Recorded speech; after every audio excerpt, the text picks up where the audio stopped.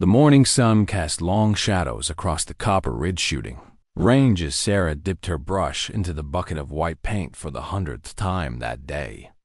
Each stroke was deliberate, measured, a perfect 2-inch line marking the 300-yard position. Too perfect, perhaps, for someone earning $12 an hour to paint range markers. But perfection was a habit she couldn't break. 20 years of military training didn't simply vanish because she traded her ghillie suit for paint-stained coveralls.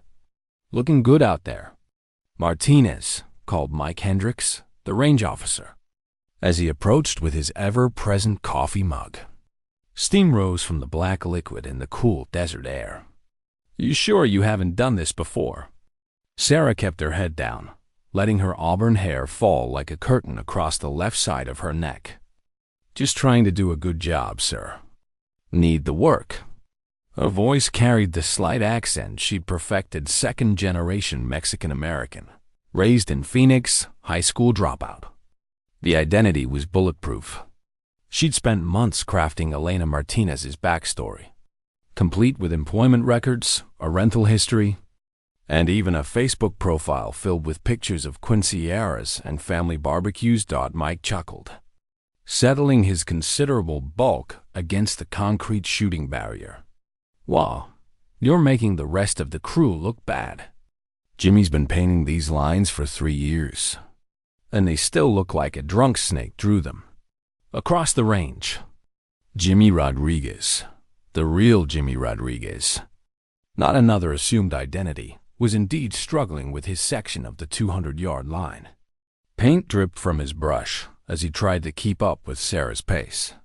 She deliberately positioned herself near him on her first day, knowing that his sloppy work would make her precision seem like beginner's luck rather than professional expertise. "Maybe I just have steady hands," Sarah replied, moving to the next position.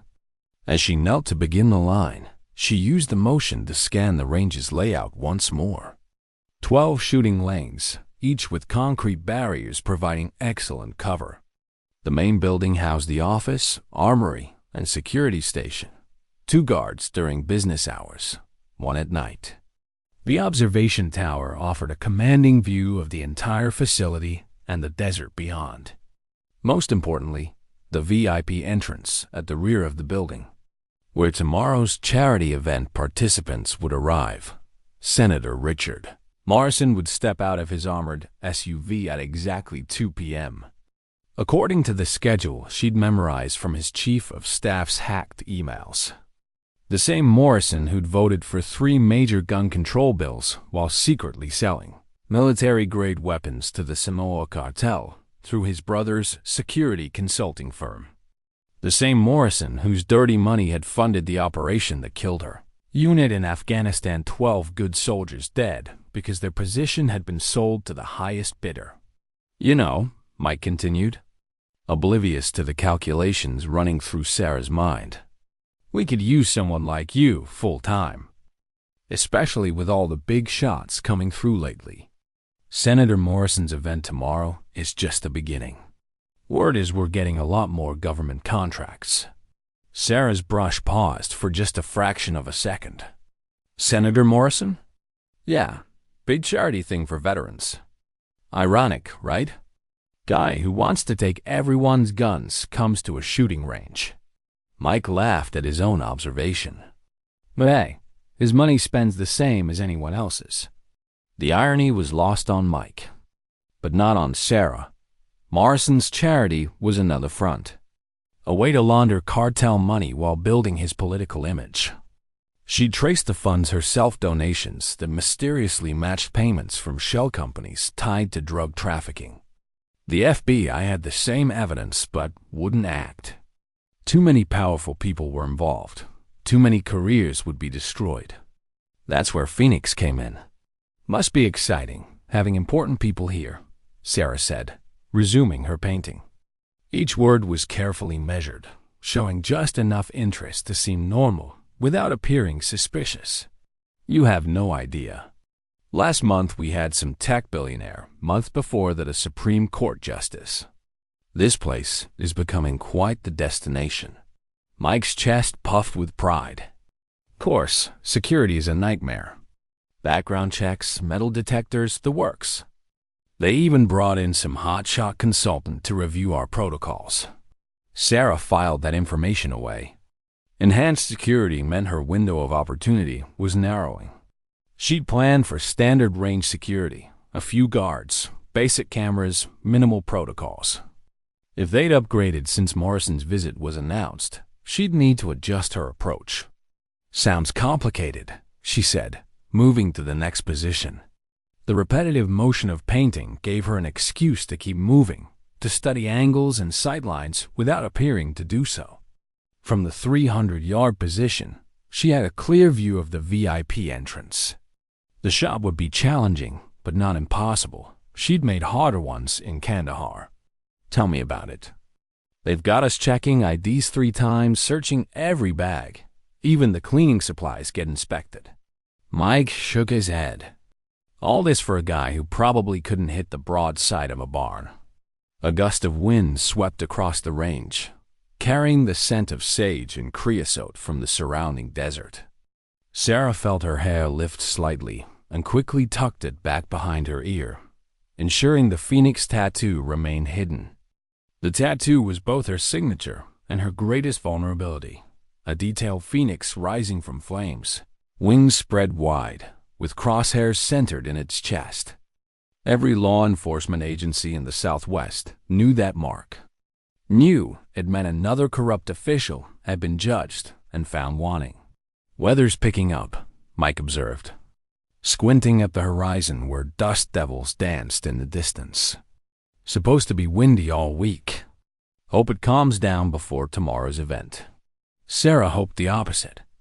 Wind would complicate the shot, but also provide cover for her escape.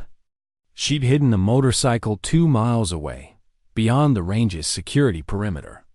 In the chaos following Morrison's death, she could disappear into the desert. Another ghost story for the Phoenix legend. I should get back to work, she said, dipping her brush again. Want to finish this section before lunch? Sure thing. Oh, and Martinez? Mike paused as he turned to leave. Good work, really. It's nice to have someone who takes pride in what they do, even if it's just painting lines.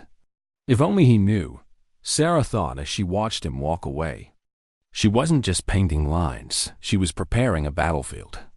Each mark she made was a reference point, a way to calculate distance and wind drift when the moment came. Tomorrow, when Senator Morrison arrived for his photo opportunity, he'd find that justice had been waiting for him. Hidden in plain sight among the paint cans and measuring tape, Sarah continued her work, each stroke bringing her closer to the moment when Elena Martinez would disappear forever, and Phoenix would rise once more from the ashes of corruption. The wind picked up again, stronger this time, as she pressed her hand to her neck, keeping her secret safe for just a little longer. 24 hours. That's all she needed. The wind came from nowhere, a sudden desert gust that swept across the Copper Ridge shooting range like the breath of an angry god. Sarah felt it hit her back first, then wrap around her shoulders with surprising force. Her carefully arranged hair, which had been her shield for 3 days, whipped sideways across her face and then back, exposing the left side of her neck to the harsh Arizona sun. For a heartbeat, she didn't realize what had happened. She was focused on the paint line, on maintaining the perfect facade of Elena Martinez, the dedicated temp worker. But then she felt the cool air against skin that hadn't seen daylight in months. And her blood turned to ice. Mike Hendricks was mid-sentence. Something about the new security cameras, when his voice simply stopped. The coffee mug in his hand trembled, sending ripples across the black surface. His eyes had locked onto her neck, onto the intricate tattoo that blazed there like a brand. The phoenix was a masterpiece of ink and artistry. Its wings spread wide across the curve of her neck, each feather detailed with obsessive precision. The bird's head was thrown back in a cry of rebirth, flames licking at its tail feathers. But it was the center of the design that made Mike's face go white crosshairs, perfectly centered in the Phoenix's chest, with hash marks indicating distance and wind compensation. It was beautiful and terrifying, a work of art that doubled as a sniper's calling card. "Jesus Christ," Mike whispered, his voice barely audible over the wind. "You're her. You're Phoenix." Sarah's hand moved instinctively to her neck, but it was too late. The damage was done. 3 days of careful planning, of building trust and mapping the facility, all undone by a gust of wind and a moment's carelessness. She could see the recognition in Mike's eyes, the fear and excitement warring across his features. Every law enforcement officer in the Southwest knew about Phoenix, the ghost sniper who'd been systematically eliminating corrupt officials for the past 2 years. "I don't know what you're talking about," Sarah said. But even as the words left her mouth, she knew they were useless. Mike had seen the tattoo, and there was no explaining it away. No innocent person carried crosshairs inked into their skin. Mike's hand was already moving toward the radio clipped to his belt. "Phoenix," he breathed, like he was saying the name of a mythical creature. "The Phoenix is here, at my range." Sarah's mind shifted into combat mode, the careful persona of Elena Martinez dissolving like smoke. She had perhaps 10 seconds before Mike's radio call brought every guard on the facility running. 10 seconds to decide whether to run or fight, whether to abandon her mission or see it through. Marson was arriving in 18 hours. 18 hours to complete what she'd started, to deliver justice for the 12 soldiers who died because of his greed. If she ran now, he'd disappear behind layers of new security, protected by the knowledge that Phoenix had been hunting him. This might be her only chance. "Mike," she said, her voice taking on a different quality, harder, more authoritative. "You need to think very carefully about what you do next." But Mike was already lifting the radio to his lips, his thumb hovering over the transmit button. "Security, this is Mike. I need Sarah moved." The paintbrush in her hand became a weapon, flicking white paint across Mike's eyes in a perfect arc. He stumbled backward, crying out as the latex paint temporarily blinded him, his radio clattering to the concrete. Sarah was already rolling over the shooting barrier into Lane 7, using the concrete structure as cover as Mike's panicked voice echoed across the range. "Phoenix. Phoenix is here. She's on the range." The words carried on the wind like a battle cry. Sarah heard boots pounding on concrete, voices shouting orders, the metallic click of weapons being readied. The peaceful morning at Copper Ridge shooting range had just become a war zone. From her position behind the concrete barrier, Sarah could see the main building. 2 guards were already emerging, assault rifles in hand, their movements professional but hurried. More would be coming. She counted at least 6 security personnel during her reconnaissance, plus whatever backup they could call in from local law enforcement. Her phone buzzed against her hip. A text message from an unknown number. Saw the news alerts. Abort mission. Extraction in 30 minutes. Victor. Her handler, the man who'd recruited her after her unit's death, who'd given her the resources and intelligence to become Phoenix. He was watching, probably through hacked security feeds, and he wanted her out. But Sarah deleted the message without responding. She'd come too far to quit now. Mike was still stumbling around near the 300-yard line, paint streaming down his face as he tried to clear his eyes. "She's in Lane 7, he shouted. "Armed and dangerous. Call the FBI. Call everyone." Sarah smiled grimly. Armed was relative. She had a paintbrush and her bare hands. But dangerous? That was absolutely true. She'd been dangerous since the day she'd watched her unit die in an Afghan valley, sold out by the very government they'd sworn to protect. The first guard reached the edge of the shooting lanes, his rifle raised and ready. Sarah recognized him, Tommy Chan, former Marine. Good instincts, but too eager. She'd watched him during her 3 days of observation, noted his tendency to rush into situations without proper backup. "Elena Martinez," Tommy called out, using her cover identity. "Come out with your hands visible." Sarah almost laughed. Elena Martinez was dead, had never really existed except on paper and in carefully crafted lies. What crouched behind the concrete barrier was something else entirely, a weapon forged in the fires of betrayal and loss. Tempered by years of training and hardened by the knowledge that justice sometimes required blood, the wind picked up again. Stronger now, sending dust devils spinning across the range. Sarah used the noise to mask her movement, low crawling from lane 7 to lane 5, getting closer to the equipment shed where the range kept its rifles. If she could reach the weapons, she could turn this from a manhunt into something more balanced. Her radio crackled mic had managed to retrieve it. "All units, this is range control.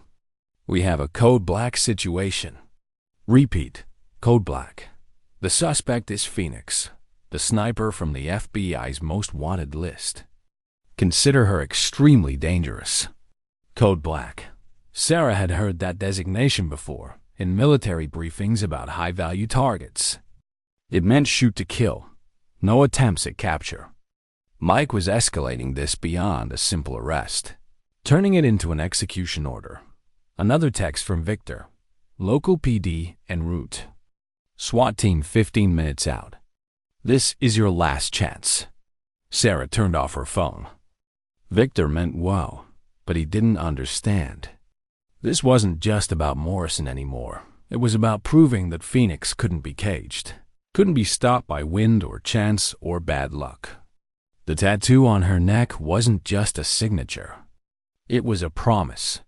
Like the mythical bird it depicted, she would rise from whatever flames they brought to bear. The hunt had begun, but they were wrong about who was the hunter and who was the prey. Phoenix had work to finish, and 18 hours to do it. Sarah reached the equipment shed as the first sirens wailed in the distance. The metal building sat 50 yards from the main range, used to store maintenance equipment and backup rifles for training courses. She'd memorized its contents during her reconnaissance 12 hunting rifles, 2 tactical scopes, and enough ammunition to hold off a small army. More importantly, it had a rear exit that the security cameras couldn't see. Tommy Chun was advancing down the shooting lanes, his rifle sweeping left and right as he cleared each position. Professional technique, but he was alone a mistake that would cost him. Sarah waited until he passed lane 3, then slipped out behind him, moving like a shadow across the open ground. The shed's door was locked, but Sarah had prepared for this. The lockpick set hidden in her boot made quick work of the mechanism. She was inside in 15 seconds, surrounded by the familiar smell of gun oil and metal. The rifles hung in neat rows, each one tagged and inventoried. Sarah selected a Remington 700 with a decent scope, not her preferred weapon, but it would do. "Tommy, report your position." Mike's voice crackled over the radio system. "Clearing the lanes now. No visual on the target." Sarah smiled as she loaded the rifle. Tommy was about to get a very unpleasant surprise. The shed's rear window gave her a perfect view of the main building. 2 more guards had emerged, taking positions behind concrete planters. Smart, they were creating a crossfire zone, trying to box her in. But they were thinking like security guards, not soldiers. They expected her to run, to try to escape. They didn't expect her to attack. Sarah's phone buzzed again. Another message from Victor. Morrison's convoy just left Phoenix. ETA moved up to 1:30 p.m. Abort now or lose the window. 30 minutes earlier than scheduled. Morrison was spooked, probably by reports of increased security threats. But that actually worked in Sarah's favor. Less time for law enforcement to establish a proper perimeter. Fewer resources in place when he arrived. She typed back quickly. Negative. Mission continues. Phoenix rises. Then she turned off the phone and smashed it against the concrete floor. No more distractions, no more escape routes. This ended here, one way or another. The sound of helicopters was growing louder. News crews or law enforcement, possibly both. Sarah peered through the scope, studying the tactical situation. 6 guards visible now, with more arriving every minute. Local police cars were pulling into the parking lot, their red and blue lights painting the desert landscape in urgent colors. "This is Sheriff Martinez with Pinal County," a voice boomed over a loudspeaker. "The facility is surrounded. Come out with your hands visible, and no one gets hurt." Sarah almost laughed at the irony. Sheriff Martinez trying to arrest Elena Martinez. The fake identity had been chosen randomly, but now it felt like fate. Tommy Chun had reached the end of the shooting lanes and was turning back, confusion evident in his movements. He'd expected to find her cowering behind one of the barriers, not vanished entirely. Sarah watched him through the scope, her finger resting lightly on the trigger. She could end him right now, but Tommy wasn't the enemy. He was just doing his job, protecting what he thought was an innocent facility. Instead, she aimed for the radio on his belt. The shot was perfect, 150 yards, minimal wind, stationary target. The radio exploded in a shower of plastic and electronics, sending Tommy diving for cover behind the nearest barrier. Shots fired. Someone screamed over the remaining radios. "She's armed!" Repeat, "The suspect is armed."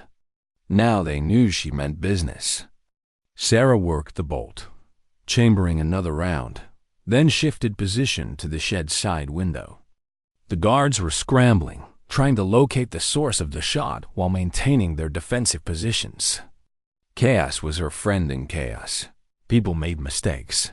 A SWAT van was pulling through the main gate, black and armored and bristling with antennas. Sarah counted 8 tactical officers deploying, their movements coordinated and professional.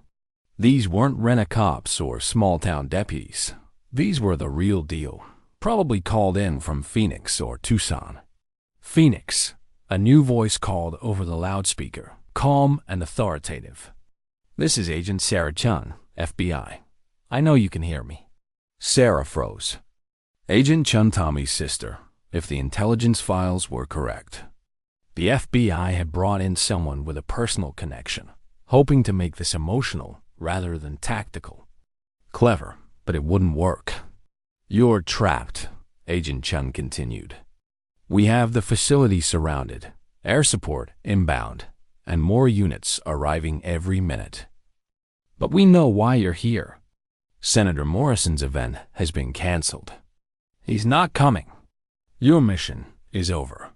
A lie, Sarah realized immediately. If Morrison had really canceled, they wouldn't need to tell her. They'd just wait for her to realize it and surrender. The fact that they were trying to convince her meant he was still coming, probably with even heavier security now. Sarah checked her watch. 12:45 p.m. 45 minutes until Morrison's arrival, assuming the new timeline was accurate. She needed to thin the herd, create enough chaos to give herself a clear shot when the moment came. The observation tower loomed 60 feet above the range, its windows offering a commanding view of the entire facility. If she could reach it, she'd have the high ground and multiple escape routes. But getting there meant crossing 200 yards of open ground under the eyes of a dozen armed professionals. Sarah studied the layout through her scope, calculating angles and timing. The SWAT team was setting up a perimeter, but they were focused on the shed and the shooting lanes. They hadn't considered the possibility that she might go up instead of out. A dust devil spun across the range, kicked up by the increasing wind. Perfect cover. Sarah slung the rifle across her back and slipped out the shed's rear exit, timing her movement with the swirling dust. She sprinted toward the tower's base, using the concrete shooting barriers as stepping stones. Movement. Southeast corner. Someone shouted. Bullets sparked off the concrete around her, But Sarah was already at the tower's base, yanking open the maintenance door she'd unlocked 2 days ago. The narrow staircase spiraled upward into darkness, each step bringing her closer to the perfect sniper's nest behind her. Boots pounded on concrete as the tactical team converged on her position. But they were too late. She was already climbing, already planning the shot that would end Richard Morrison's corrupt career permanently. "She's in the tower." Agent Chun's voice carried a note of grudging respect. "All units, contain the tower. Do not let her reach the observation deck." But Sarah was already halfway up, and the phoenix tattooed on her neck seemed to burn with anticipation. Morrison thought he was safe behind his armor and his guards and his political connections. He was about to learn that some sins couldn't be protected against, that justice had wings and could strike from any height. The hunt was far from over. In fact, it was just beginning. Sarah burst through the observation tower's door onto the 60-foot platform, the desert wind hitting her like a physical force. Below, the Copper Ridge shooting range spread out like a tactical map. SWAT teams positioning themselves, news helicopters circling at a safe distance, and a growing perimeter of law enforcement vehicles. But Sarah's attention was fixed on the access road, where a black convoy was approaching through the heat shimmer. Morrison was coming anyway. The arrogant bastard thought his armor and his security detail made him untouchable. He was about to learn otherwise. "Phoenix, this is Agent Chun." The FBI negotiator's voice echoed from speakers mounted on the SWAT vehicles below. "You're 60 feet up with nowhere to go. The tower is surrounded. Let's end this peacefully." Sarah ignored the voice, focusing instead on assembling her rifle with practiced efficiency. The Remington 700 wasn't her preferred weapon, but at this range, 800 yards to the VIP entrance, it would do the job. She'd made harder shots in Afghanistan, under worse conditions. The convoy was closer now. 3 black SUVs moving in formation. Standard government protection detail. Lead vehicle for reconnaissance. Principal in the middle. Chase car bringing up the rear. Sarah could see the glint of sunlight off the armored glass. The subtle bulge of gun ports in the doors. Her phone, the backup she'd kept, hidden, buzzed with an encrypted message from Victor. "Thermal imaging shows 40 hostiles, converging on your position. Extraction impossible. Recommend immediate withdrawal." Sarah typed back, "Phoenix doesn't withdraw. Phoenix burns." She deleted the message thread and powered down the phone. No more distractions, no more escape plans. This was always how it was going to end her against the world. Justice against corruption. The Phoenix rising one last time. Below, the SWAT team was setting up for an assault on the tower. Sarah could see them positioning breaching charges at the base, preparing to blow the door and storm up the narrow staircase. They had maybe 10 minutes before they reached her position. Morrison's convoy would arrive in 5. The wind was gusting now, strong enough to affect bullet trajectory at long range. Sarah pulled out a small notebook, Elena Martinez's work log, filled with innocent observations about paint supplies and work schedules. But the margins contained something else entirely. Wind speed calculations, range estimates, and atmospheric pressure readings. 3 days of meteorological data disguised as a temp worker's notes. Current conditions: 15-knot crosswind from the southwest. Temperature 92 degrees. Humidity 12%. Sarah made the mental calculations, adjusting her scope accordingly. At 800 yards, the bullet would drift approximately 6 inches to the right. She compensated, then settled into her shooting position. The convoy had reached the main gate. Sarah watched through her scope as the lead vehicle stopped at the checkpoint. Security guards examining credentials with exaggerated care. Standard procedure, but it gave her precious extra seconds to prepare. "All units, prepare for tower assault." Agent Chun's voice carried on the wind. "Breach in 60 seconds. Sarah smiled grimly. They were cutting it close, but close was all she needed. The convoy was moving again, approaching the VIP entrance at the rear of the building. Through her scope, she could see figures moving inside the armored vehicles, Morrison's security detail, probably arguing about whether this appearance was worth the risk. The middle SUV pulled up to the entrance, its doors aligned with the building's rear exit. Smart positioning, minimal exposure time, maximum protection. But Sarah had anticipated this. She'd studied Morrison's security protocols, knew his team's preferences and procedures. They always positioned the vehicle the same way, always used the same exit strategy. The SUV's rear door opened first, a security agent stepping out to scan the area. Then the front passenger door, another agent taking position. Finally, the rear passenger door swung wide, and Senator Richard Morrison emerged into the Arizona sunlight. He looked older than his photos, his silver hair thinning and his face showing the strain of recent weeks. The corruption investigation was closing in, his political allies abandoning him one by one. This charity event was supposed to be a public relations coup, a chance to rebuild his image as a friend to veterans and law enforcement. Instead, it would be his final public appearance. Sarah's finger found the trigger, her breathing steady despite the chaos erupting below. The SWAT team had blown the tower door. She could hear boots pounding up the staircase, voices shouting orders. 30 seconds, maybe less, before they reached her position. Morrison was moving toward the building entrance, flanked by his security detail. 800 yards away, completely unaware that death was watching him through a rifle scope. Sarah tracked his movement, leading the target slightly to account for his walking speed. 10 seconds to breach. Someone shouted from the staircase below. Sarah exhaled slowly, her finger tightening on the trigger. This was for Sergeant Williams, who died in that Afghan valley. For Corporal Jackson, who'd never see his daughter grow up. For all 12 members of her unit, sold out by the man now walking confidently toward what he thought was safety. The shot was perfect, a clean hit center mass, dropping Morrison instantly. His security detail scattered, some rushing to their fallen principal, others scanning for threats.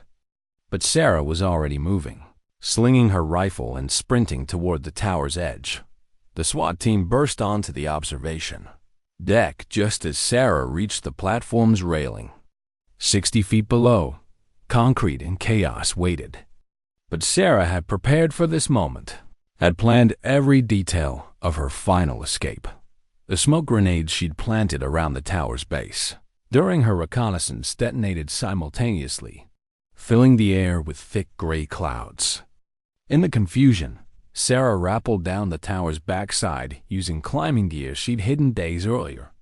The smoke provided perfect cover, turning the desert landscape into a gray maze dot. By the time the smoke cleared, Sarah had vanished. The motorcycle hidden 2 miles away roared to life, carrying her into the vast Arizona desert where a dozen escape routes waited. Behind her, sirens wailed and helicopters circled, but the Phoenix had already risen from the flames of justice. Senator Morrison was dead. His corruption ended permanently. The investigation would continue. Other officials would fall. But the message had been sent. No amount of power or protection could shield the guilty from judgment. Sarah rode into the setting sun, her Phoenix tattoo hidden once again beneath her jacket. Somewhere in the distance, Victor was monitoring news feeds and preparing new identities, new missions. The war against corruption was far from over, but for now, justice had been served. The Phoenix had risen, burned bright, and disappeared into legend once more. And in the growing darkness of the desert, Elena Martinez Phoenix, smiled and planned her next resurrection. The hunt would continue. It always did.